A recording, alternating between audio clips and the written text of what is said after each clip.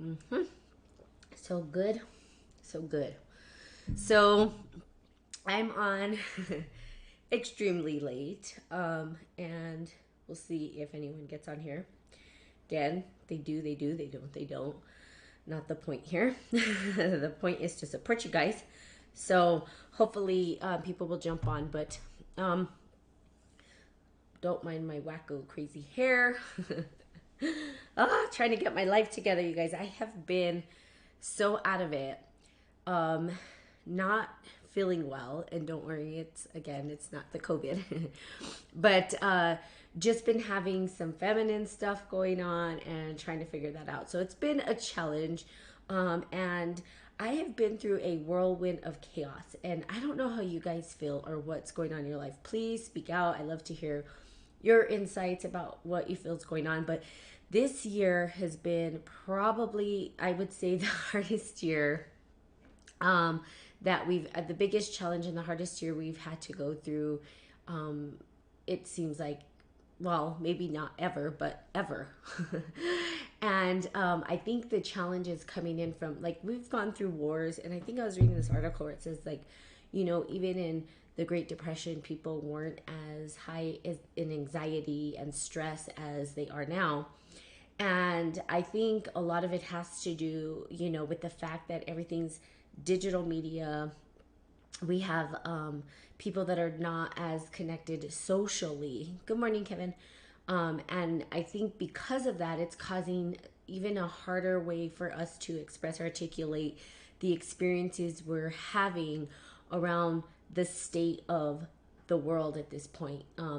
Now, other countries, not 100% sure how people are dealing with what is happening. I know here in America things have gotten, there's a lot of civil unrest, I think is might be the right way to say it. I think there's so much separation in thought process, in ways of living, in what people believe to be true or not true. In I mean, just think about it. We have right now, if we looked at the election, right, we have red and blue. I mean, it's so separated. It's either you're this or that, and if you're this, we don't like you. For that, so everybody, it seems to be sort of in a battle over something. Some people believe COVID, some people don't believe COVID. Some people wear masks, some people think you don't wear masks. It's these two very, very polarized identities that we're seeing start to surface, and it's causing a huge amount of separation between individual societies, individual people, across the nation, and perhaps even the world. So we're starting to see this sort of like separation. Why though? Like, what is the reason behind this? Why are we seeing this? Who's creating it? Well, we are. We're creating it. We're allowing ourselves to believe in the dualism of the world. Now, there's different ways to approach this. There's different ways to see, different paradigms and different ways to engage what we see around us. If we see life as a dualism, if we see life as you are separate from me, then the result is going to be these two very stratified, very disconnected, or very polarized ideas or ways of seeing the world. And so we see it. And it's because we believe that we're separate. If we understood that we are one, and that every individual choice that we make, or the way that we encounter the world, has some sort of ripple in some way and has some sort of effect, and kind of ripples out into the universe a little, like, then we might step back and say, oh, we aren't separate because I have some impact on others. Think about it like being in a pool, okay? So we get in the pool, and we don't feel like the water's part of us, but we're in it, so it's kind of surrounded by us. But if you swim, or even if you're just standing still, you're still impacting the water in that pool. The water levels rise because of your mass and your density, right? It causes the liquid to rise so that it can make space for this new thing. And so think about water and the ripples. And that's why people say, you know, you drop a pebble and then it ripples out. Well, we are like pebbles. Good morning, Marco. If you thought of yourself as a pebble in this water, that everything that we do has a sort of a vibrational frequency. Now, if we thought about the air, okay, because people think, well, there it's all empty.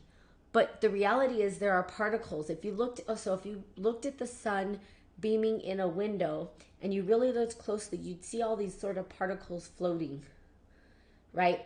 And it's probably cells, it's probably dead skin. I mean, that might gross you out. It's dust, it's dirt, it's microbes, it's all these things, right? Lanas, whatever, just kind of sort of floating, right? And then you walk into that and you manipulate that particular area. It has to make room for you to exist. So you're impacting what was in that space, and there's a ripple out. So we make ripples in ways that we don't even understand. We don't understand sometimes the consequences of our actions. We don't understand how it's going to impact the whole of humanity sometimes. Most times. We think, well, we're just insignificant. We're just, okay, so we're tiny in the big scheme of things, but that doesn't mean that we don't have huge impacts or an impact on the way that we engage the world around us. So the ripple effects that are caused by what you do, and this is just, all I'm suggesting is that we be mindful. Now, do you have to do that? No. Of course, everything I say is suggestion, but if we were to be mindful of each other, and recognize that, okay, maybe your opinion isn't my opinion, but that doesn't mean that we aren't one. It doesn't mean that I don't love you. The one thing we can agree on is that we don't agree. There's a commonality around that, but we don't have to. I mean, we can, but we don't have to fight about it. We don't have to engage in some sort of, let me put some suffering on you because you don't believe what I do. Let me make you suffer because you don't think the way I think. Let me make you suffer because you don't do things as I do them. So why not pray? So because there are people who do things and we love them anyway that are questionable and can harm other people, right? And not to sit in judgment of them, but to say, look, I love you regardless. Doesn't mean that I agree with what you're doing.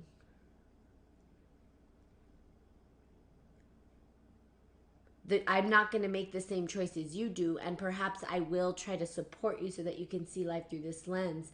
But even if you don't see life through this lens, I'm going to love you, I'm going to forgive you, and I'm going to continue to pray. Well, most people want to point fingers, and this morning I was I hardly ever do this, but this young lady just said, F Trump or whatever, okay? And she goes out, and then all these people were just coming and attacking. They started to attack each other, and I'm going like, wow. Like, first of all, we don't know 100% what the agendas are of these individuals. For all we know, they're best friends or they're friends behind closed doors, and they all have the same agenda. I mean, we don't know, right? First of all. Secondly, we don't really know these people. Like, I don't know them personally. I don't know. Anyone can get on camera and say anything. I could get on here and say anything. Does it make it true? No. But the kindness, to be able to be kind to one another. How do we continue to be kind in a time where things are just so polarized? And we've created the polarization. We've created the separation. Why? Because in our stories, and they would call them myth stories, or in the stories that are created, these stories speak into existence what we want to see.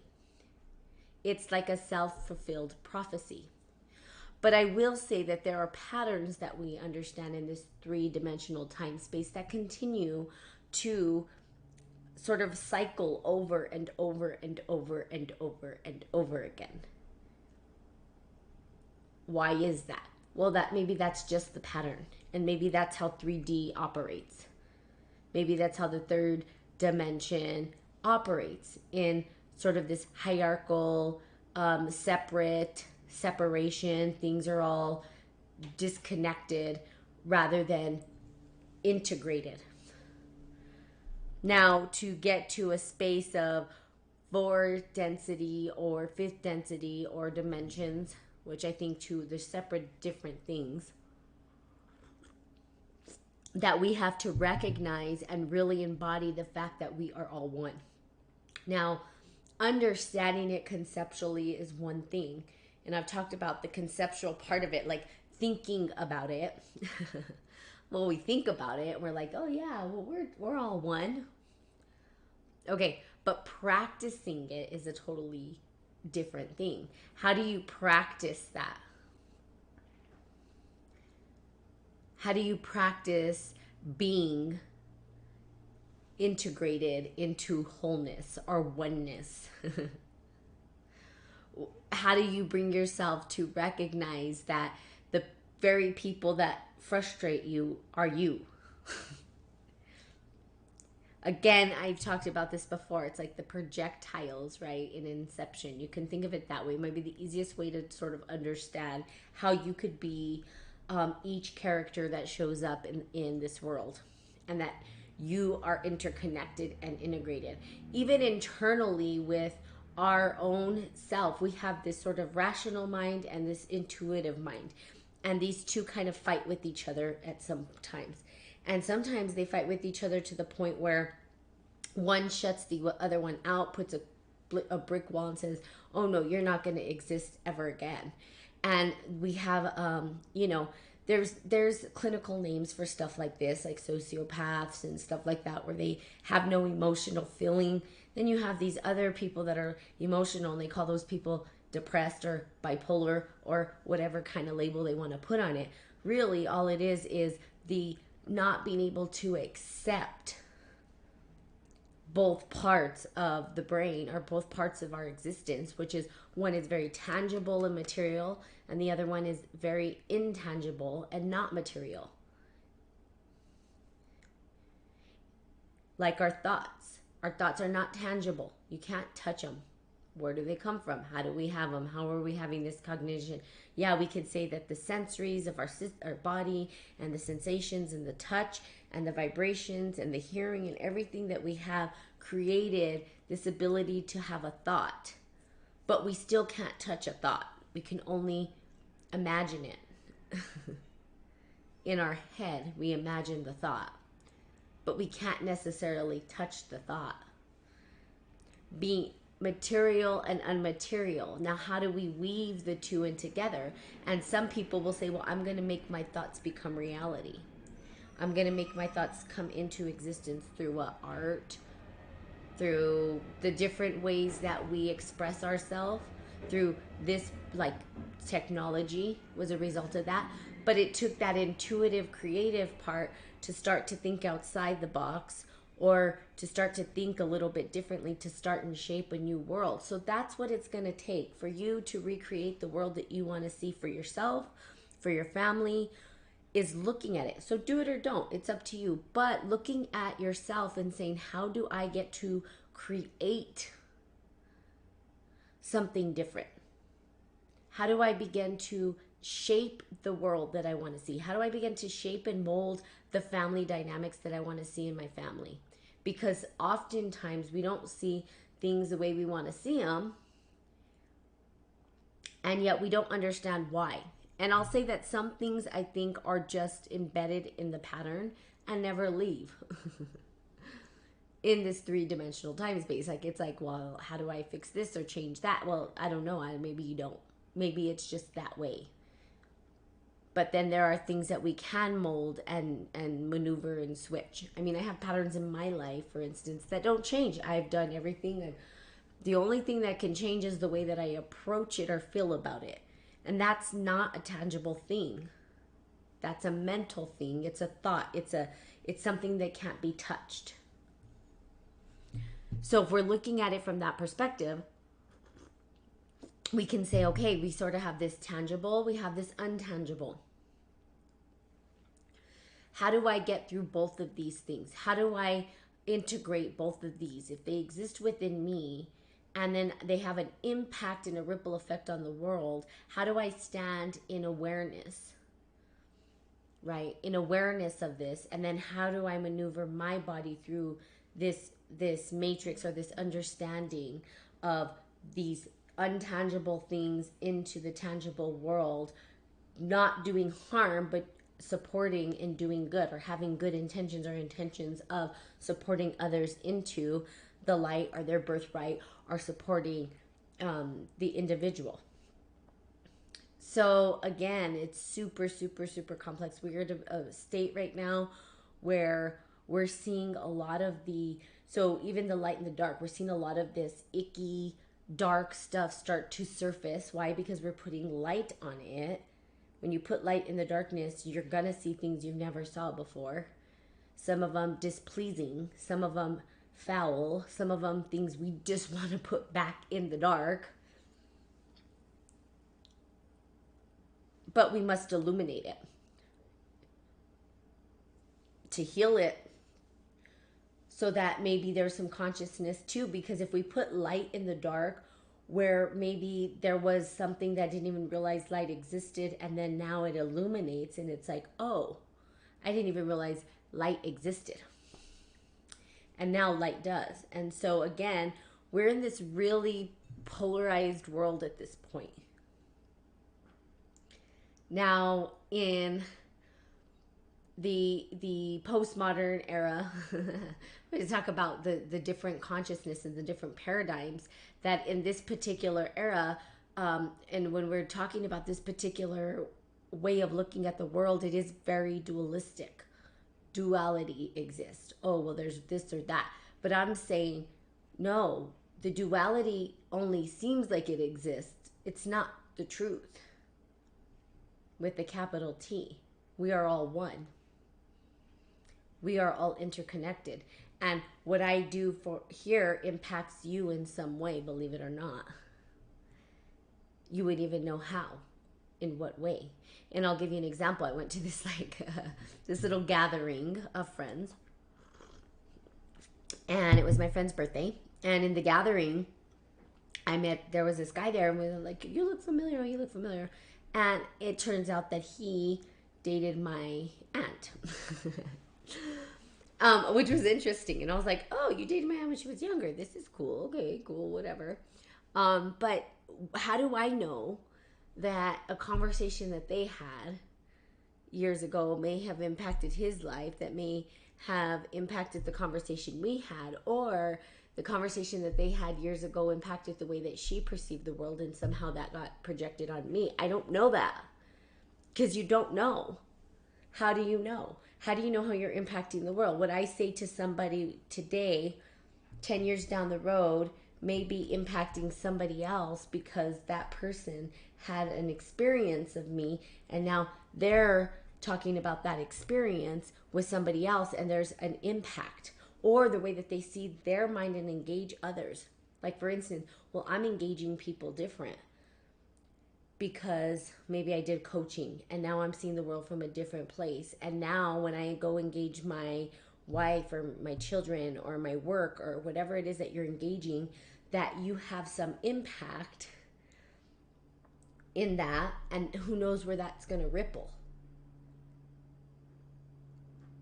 Or maybe you say something foul and you don't know. Like, for instance, maybe you're at the grocery store and someone says something to you, and you snap back and you say something foul and mean to them. You don't know when they go home if that's going to impact the child, because now the parents taking that out on the children, and the children take it out on the dog, and then it just ripples on. So we really do have an impact on the world and the way that we engage it, and it's all interconnected. So it is not separate. It's not separated. Even if we said we were separate from society, like, oh, well, I'm just going to go and be separate from society. I'm going to go, to the woods. Well, it doesn't matter, because guess what? You're dealing with nature. And there's an impact on nature. Like, perhaps you're digging a hole, but that hole was a home to, I don't know, a snake. And you've just taken that snake's home. And because of that, the snake has to now move, and maybe the snake moves to a place where there's a kid or another adult and it bites that adult. You don't know, is what I'm saying. You don't understand the impacts that you have. We don't understand. We don't know the result. So the best we can do, and always do your best, which is one of the 4 agreements, when you're doing your best, all you're saying is, look, I know that I'm doing things with a good intention and a good heart. If I make a mistake along the way, I apologize. I'm human. If it impacts you in a way that's harmful, I apologize. That wasn't my intention. But let me know so I can be better, so I can do better.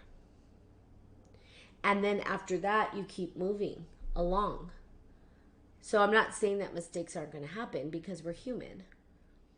We're not perfect. I'm not perfect, for sure. For sure I'm not. I can tell you that right now. Woof. This girl could be a mess, a hot mess.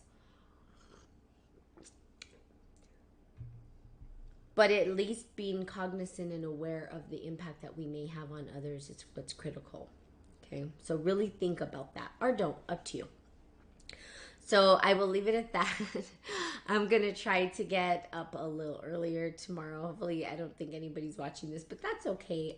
It's always good for me to just get on here. I almost didn't do it again today because I was feeling out of it.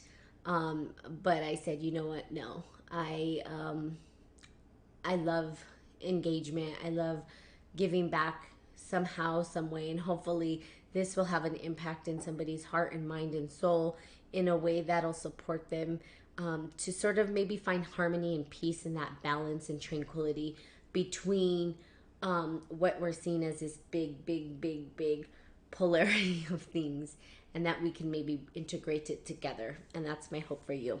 So I am hopefully, fingers crossed, that this feminine stuff stops, because I'm going through some pretty painful feminine stuff right now.